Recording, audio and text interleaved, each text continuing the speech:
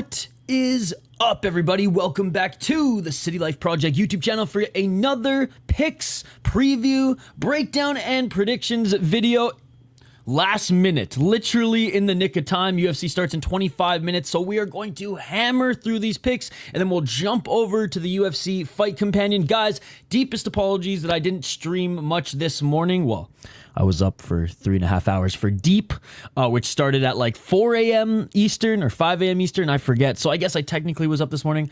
I just needed to catch up on sleep, and I was sick all morning, so feeling a little bit better now that I got like 4 hours of sleep. And I just needed that because we're going to be streaming all night again tonight as Road FC starts a little earlier than Deep, around I think 3 a.m. Eastern, 3:30 a.m. Eastern. So we'll be covering that. We'll be covering UFC right after this. And then if there's anything after UFC that's in between UFC and Road FC, just let me know during the UFC stream or comment on this video after it's posted, and we'll definitely fire that up as we wait. So I'm not going to be super interactive with the chat right now. Sorry, I was getting to this late. I wanted to get to it first thing in the morning, but I was asleep, bro. I was asleep. Yo, what's up, Ben? Good to see you. Thank you. Shout out to Wago Golf. I woke up sick too. I drank, I didn't even drink last night though. I just think my body was just like, bro, you need sleep. So I'm like, I'm feeling a little bit better. Got some freaking ginger, turmeric, and honey going on here with some hot water, and I don't know. We'll get some caffeine in for UFC. But let's get to the picks. I didn't want to leave you guys hanging. Our boy Volkan was about to have an Volkan was about to have an aneurysm. He's like, Isha, where are the picks? Where are the picks? I got him, and I think the D-Gen parlay this week, so stick with us till the end, is a very realistic one. I know Volkan has been hitting the degenerate parlays week after week, but I honestly think him and I might have put the same one together, so I'm excited to see if that's the case. This card is such a last-minute thrown together card. I hope it's a sleeper card. I think it has the potential to be a sleeper card. I really do. Certainly not a bad card.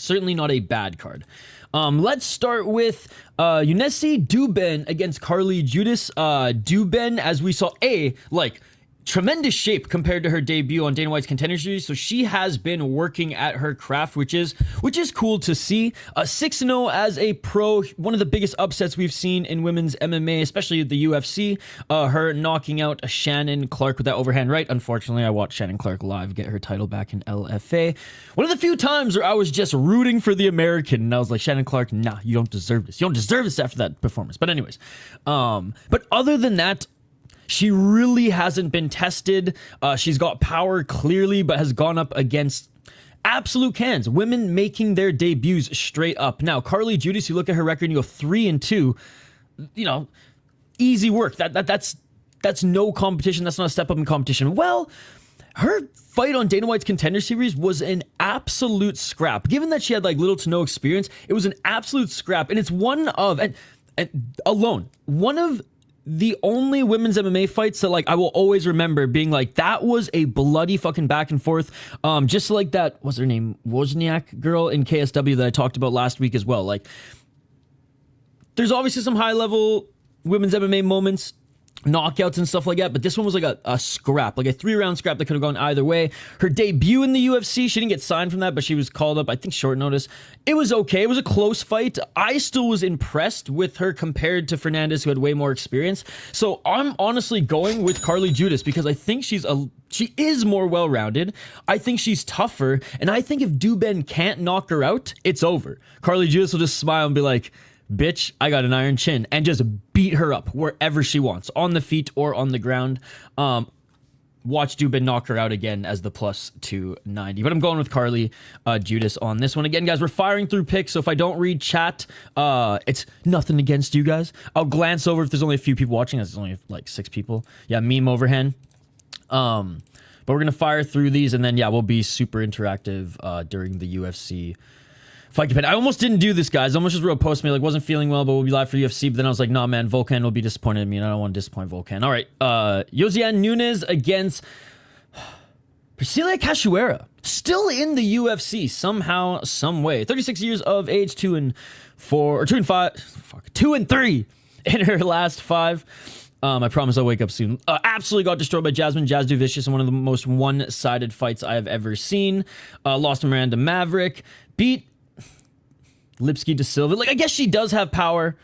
The thing about Cachoeira is, like, she has power, but she has no striking defense, or little to no striking defense, and she's not the greatest on the ground, especially for being Brazilian. She goes up against another Brazilian fighter in Josiane Nunes, who's 10-3 as a pro, had a lot of hype coming into the UFC, hasn't really delivered as much as I would have liked, because she was knocking out girls left, right, and center on the regional scene, but she is a way better striker. She has solid grappling to the point where, like, she could score a late takedown to try to, like, sway the judges, or she could...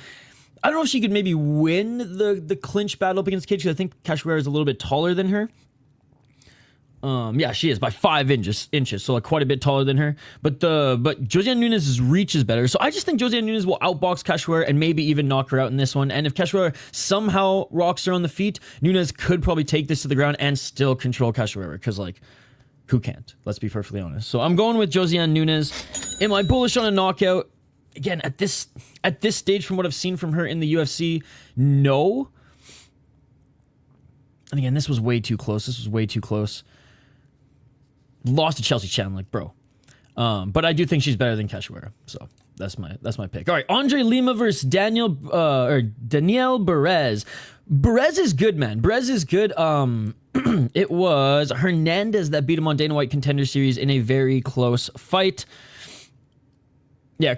Carlos Hernandez beat him on Contender Series in a really close fight. Then he just went back on the regional scene and just took a bunch of fights, a lot of fights in 2022, and just crushed as many cans and beat as many guys as possible to get back on the UFC's radar. And hey, it worked. He did. He lost to Filo, the arm triangle choke in the first round, but had a very good performance against Victor Altamirano. And Victor Altamirano, like, not great, not bad. So I do like what Perez offers. His base is wrestling. He's a very, very good wrestler, but he's been able to outstrike and beat up regional fighters with his boxing, so I fear that he's gonna have... And look, it's not a bad thing to have confidence, honestly, but I think he might be overconfident coming into this one against Lima, who is a way better kickboxer, way better MMA striker, and good enough takedown defense, especially off the cage, to keep this on the feet. Andre Lima is undefeated, -400, heavy favorite. There's a lot of, like, heavy favorites where I don't really necessarily agree with the line. This one still might be a little too wide for my liking. I mean, -300, -280 in that range, I get it, but maybe it's just because he's proven himself against some better guys like Felipe Dos Santos. Wasn't the most exciting fight, but a very, very good win. Mitch Raposo is fine. Mitch Raposo's fine. And honestly, he probably shouldn't have gone to a split decision, but I thought that was a unanimous decision win. Yeah, obviously got bit. That was crazy. Yeah, I mean, I've just loved what I've seen from Andre Lima overall, and I think his grappling will probably get better, and that's dangerous. So I think he either TKOs Perez late in the fight or wins unanimous decision. Again, I'm not swinging on a lot of underdogs on my picks, but there's a lot of good underdog bets given how wide some of the lines are comically. Sam Hughes against Stephanie Luciano. Stephanie Luciano actually has some pretty good striking and was able to stuff so many takedowns against Talita Alenkar, who is a pure grappler and who threw, I want to say it was like 20 to 25 takedowns, and Luciano like stuffed 90, maybe even like 95% of them. Like it was insane. It was like a stuffing of a takedown clinic for Luciano. And yeah, and so she had a draw in Contender Series against her. Good to see Thomas Tank Engine. And just, yeah, schooled her. Was able to keep this on the feet, do more damage, and beat her on her own game. So why I'm highlighting that is because Sam Hughes is pretty well-rounded. Sam Hughes can very much lean on her grappling. And if Sam Hughes can't get the takedown on Luciano, Luciano will beat her on the feet. Now, 9-6 as a pro, 3-2 in her last 5 fights. Look, Sam Hughes ain't anything special, but she's got really good cardio. So even if she gets, like, schooled in the first round, she could just, like, walk forward zombie style or just push you up against the cage and grind out a victory. So there definitely is that factor. If Luciano gets overconfident in the first round, Sam Hughes might be able to adjust and beat her and take those last 2 rounds. But I think if Luciano showed that she has that good takedown defense, mind you, against more of a jiu-jitsu artist than like a wrestling grappling background, I think she should be able to keep this on the feet and should be able to beat up Sam Hughes. So yeah, I am going with Luciano. I think the odds are very much fair in this one. So, I mean, if you want to swing on Sam Hughes' decision, Plus 195 is not bad. Thomas, I'm doing the UFC picks and predictions right now. And then we're jumping over to UFC. Unfortunately, a lot of crossover, and I had to catch up on sleep this morning because I was up till, I think we ended streaming like 7:30 a.m. for Deep. So we were up all night last night. Good to see you. Hope the fight's good. Hope Ball wins so that Inoue can fight him in the States. That would be sick. Josias Musasa against Carlos Vera. Carlos Vera, plus 550. Yeah, let me know how it is. I might be able to put it on a second screen as well. Because, it's still a little bit. Like, they're not fighting right now, right?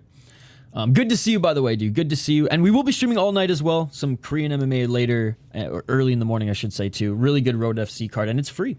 14-4, lost his last fight, but is 4-1 in his last 5 fights. 37 years of age, but is very well-rounded. He's got good grappling. His striking's okay. Now, is he going to strike with Musasa's? No, because Musasa's is a very, very dangerous striker, and he only has 1 KO TKO. But, like, solid fighter, man. Solid fighter. 5 submissions, 5 decisions.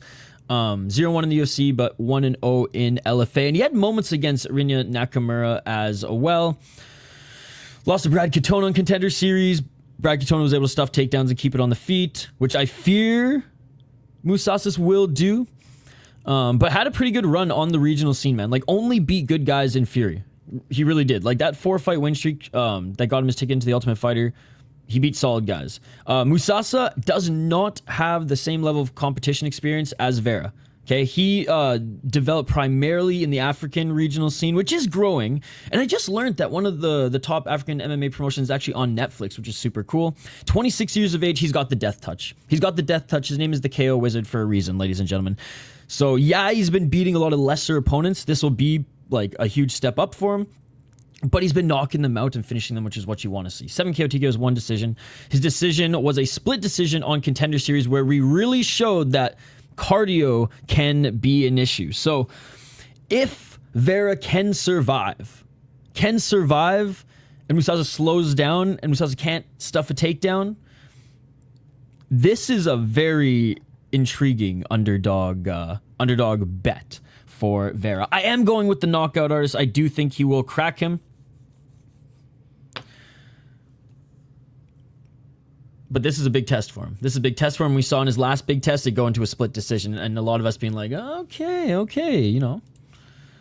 Got to work on his grappling. All right, next we got Seung Yu against AJ Cunningham.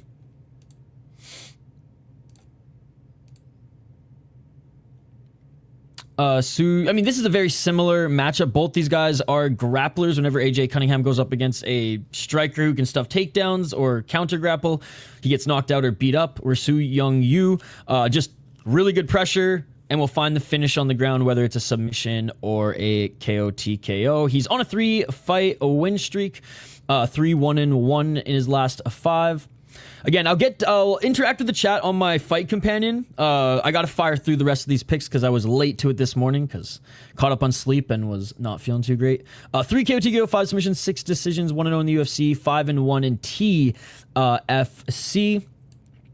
Beat 19-5 guy in his last fight in his to win actually road to UFC. But we've seen these guys rally and beat up guys on road to UFC and then come into the UFC and not be able to hang with the rest. So there is that. And with that factor alone, I think minus 600 is crazy, especially because AJ Cunningham has been losing primarily to strikers.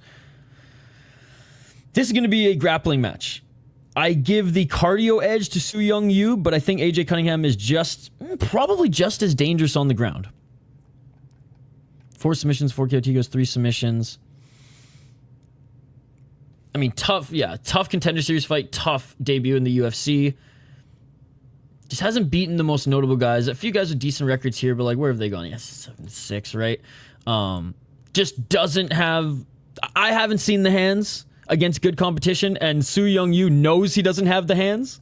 Even though he's got 3 KO TKOs, most of them are via ground and pound finish.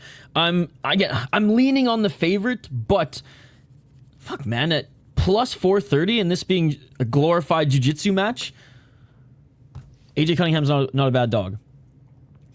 Waldo Cortes-Acosta against Ryan Spann. Ryan Spann making his debut at a heavyweight. 22-10-0 for Ryan Spann. He was 2-3 in his last 5, so he needed to make a change. Did win his last fight against Vincent Preux, but Vincent Preux's like, he's on his way out, bro. Like, he's GFL material right now. And shout out to Vincent Preux, had a great career in the UFC, but like, I don't really value that win much.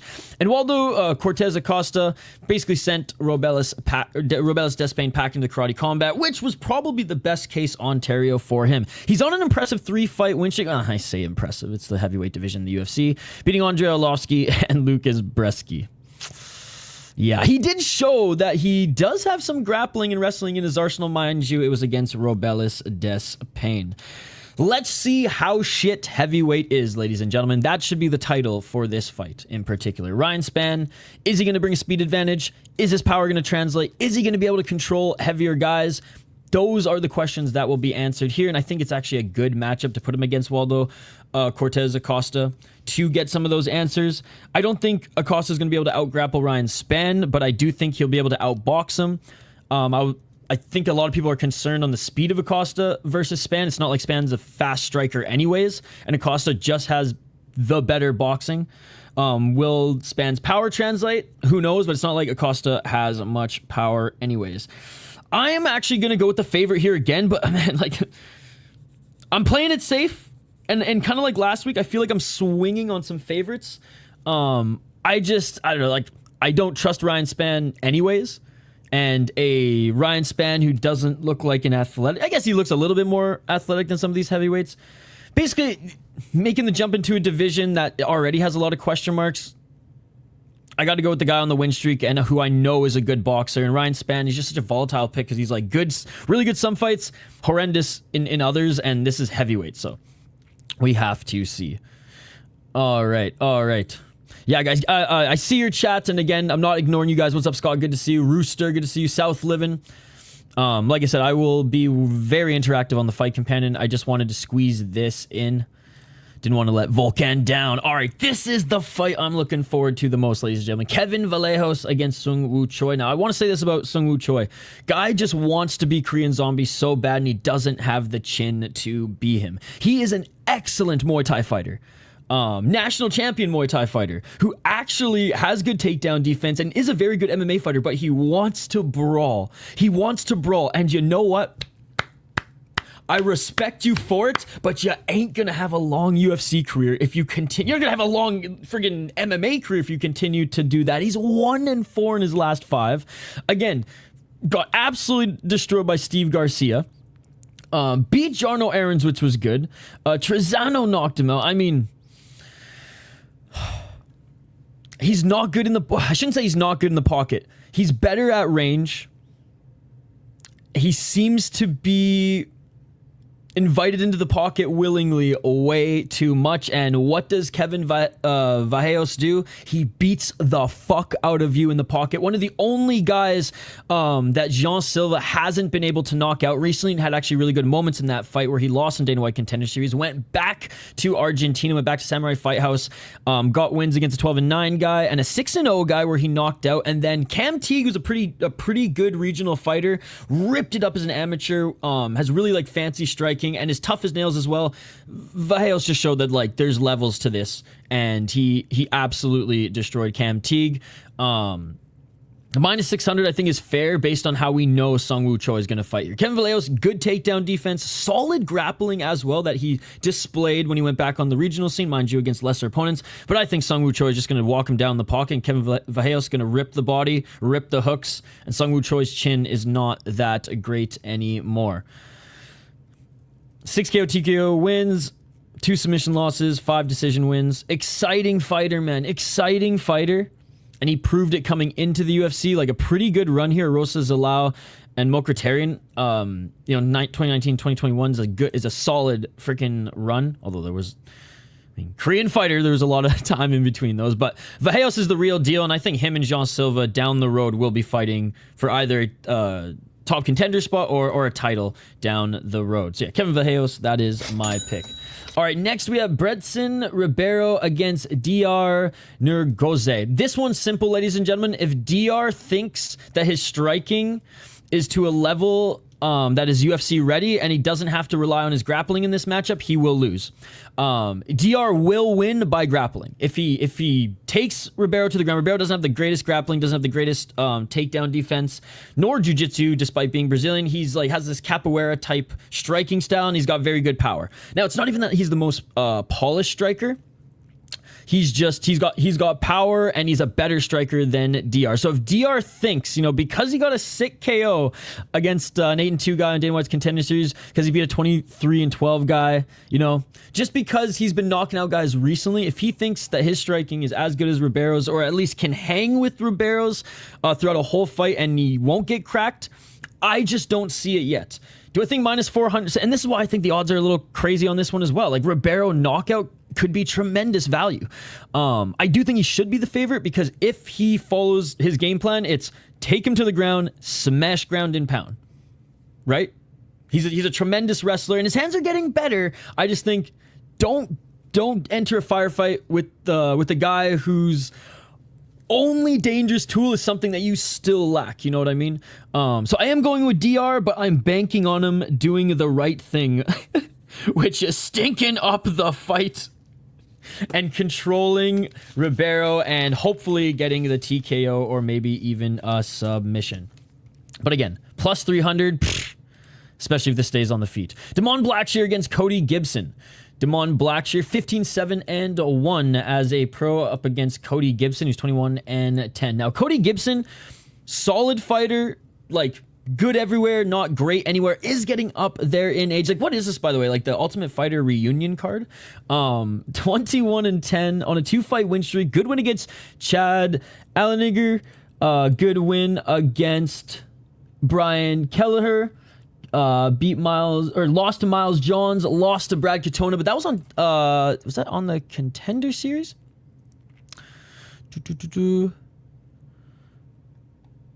Okay, Brian Kelleher was after, or sorry, not Contender Series, Ultimate Fighter. Okay, yeah, so these two were after, lost to Miles Johns. Oh, so Brad Katona was after the Ultimate Fighter. For some reason, I thought that they fought on the Ultimate Fighter in the exhibition fights, but no, so he fought him in his run back into the UFC. And Brad Katona is one of those guys too who's like good everywhere, not great anywhere. Decent boxer. He was able to outpoint him there. Miles Johns, kind of the same thing. And then yeah, solid wins against guys that like he had to beat, right? He had to beat to stay in the UFC. So credit to him there. Blackshear is just a better grappler. Cody Gibson's got okay hands. Blackshear's got okay hands as well. Cody Gibson's got decent grappling. Blackshear's got nasty grappling. And like, what a boss move. When did he get that twister?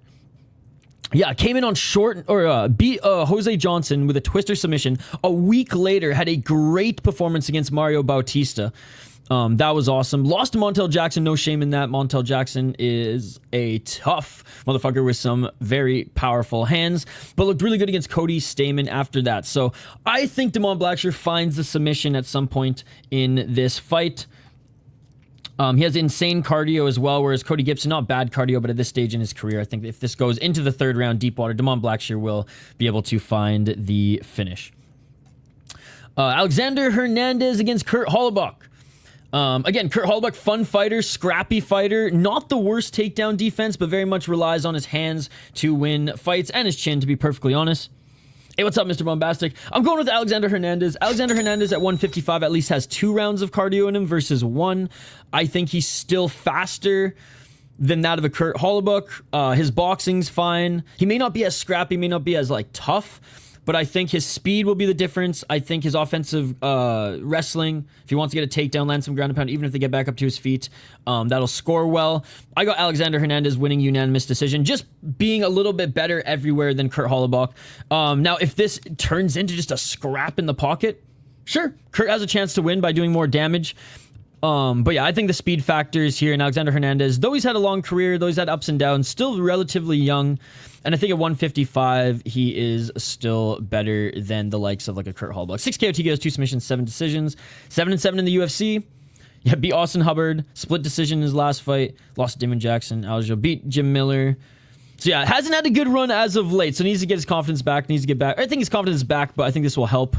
Minus 2. See, a lot of these odds should be kind of like around this. I think at minus 205, That's fair. Kurt Holobaugh, I wouldn't even bet on Kurt Holobaugh winning as the underdog here, but again, it is Alexander Hernandez. He is, I don't want to say he's as volatile as Ryan Spann to pick in fights, because we kind of know what he is now, and I think we look at this matchup and it's like, okay, kind of know what's going to happen here. Co-main event, Zaleski dos Santos against Chidi Njokuani. Elizeu Zaleski, 25, 8, and 1 as a pro, minus 210. He is the favorite, and I think this is fair. He's 38 years of age, starting to slow down a little bit, but still dangerous. 3-1-1 in his last 5 fights. Had a really good win against Zach Scroggin. I'm pretty sure Zach Scroggin took the fight on short notice, if I'm not mistaken, but still, he knocked him out regardless. Tough loss to Randy Brown, but Randy Brown showed me anyways that he was way better than even I thought, so shout out to Randy Brown.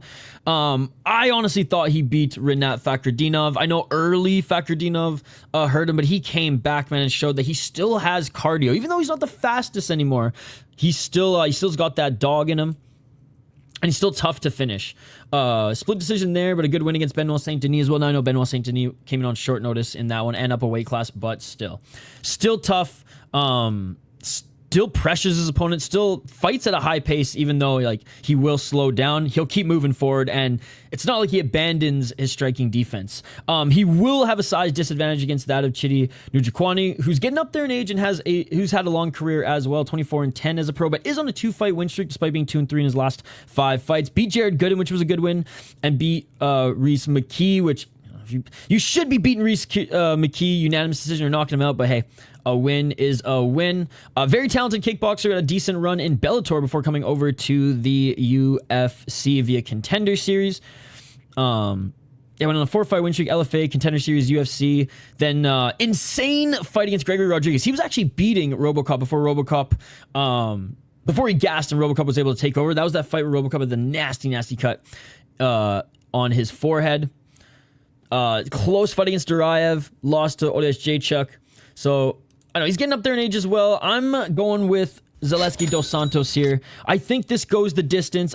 Though Njokuani does have power and he is dangerous on the feet, and he will pick Zaleski apart at times with his jab and his low kick. Zaleski, not afraid to come into the pocket, has really good low kicks as well, so he can maybe take away some of that mobility that Njokuani has. Especially those high kicks, but his low kicks are sneaky, dangerous, and quick as well.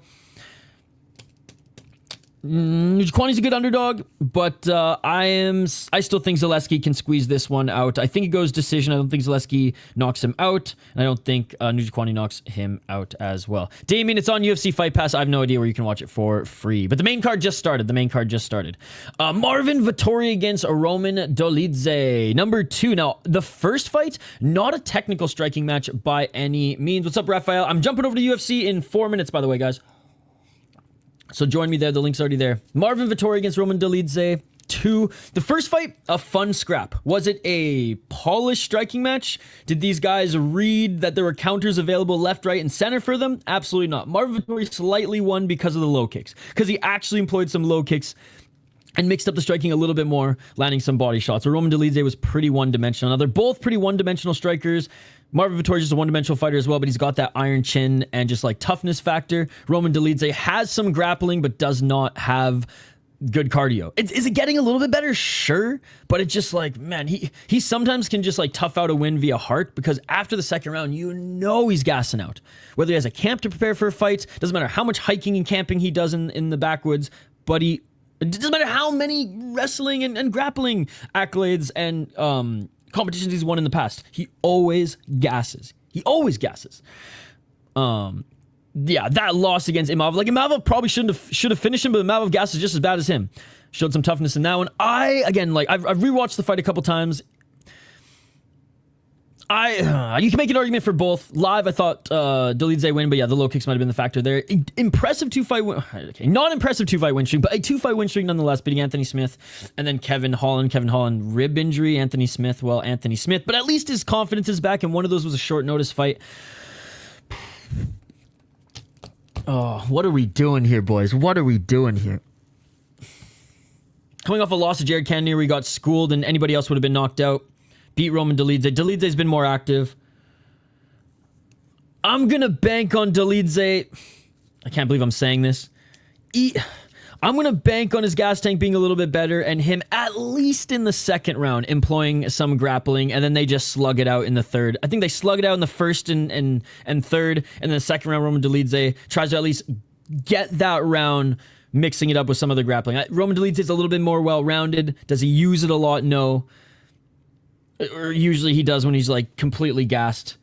This one might look exactly like the first one, or Dolidze might mix it up with the grappling. Marvin Vettori is going to do his thing, and I'm banking on the underdog getting it done. I cannot believe I'm fucking picking Dolidze to win a fight. The first fight was fun, though. I have to say, like, I don't want to dog either of them. It was a fun fight. I've watched that fight like 4 times, twice just because it was just a fun scrap.